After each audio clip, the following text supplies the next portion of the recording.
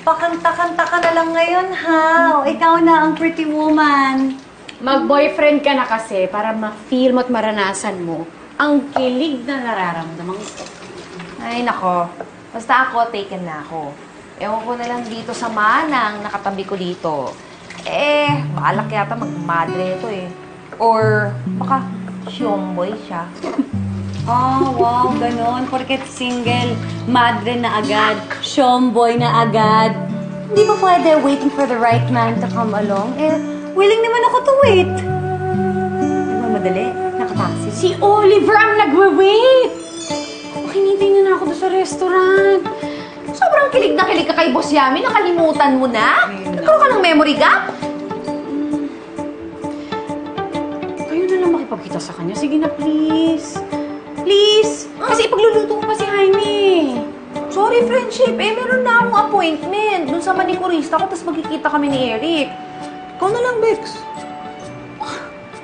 Friendship, Rebecca, sige na naman na, please. Ikaw na lang.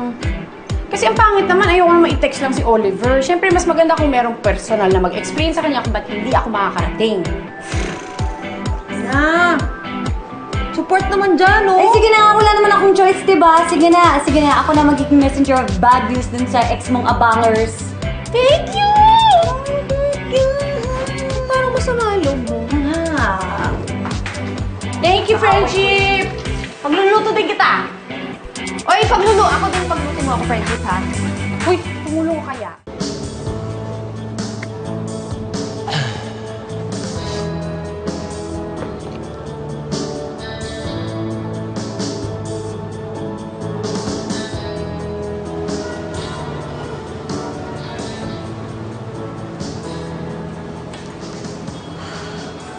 Oliver.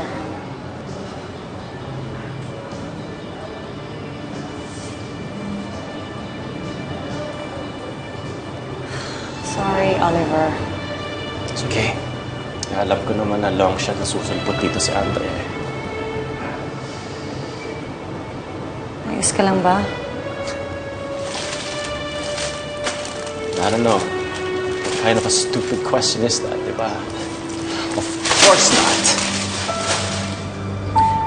Teka, saan ka pupunta? Papakalunod ako sa alak para makalimutan ko lahat ng katangahan ko.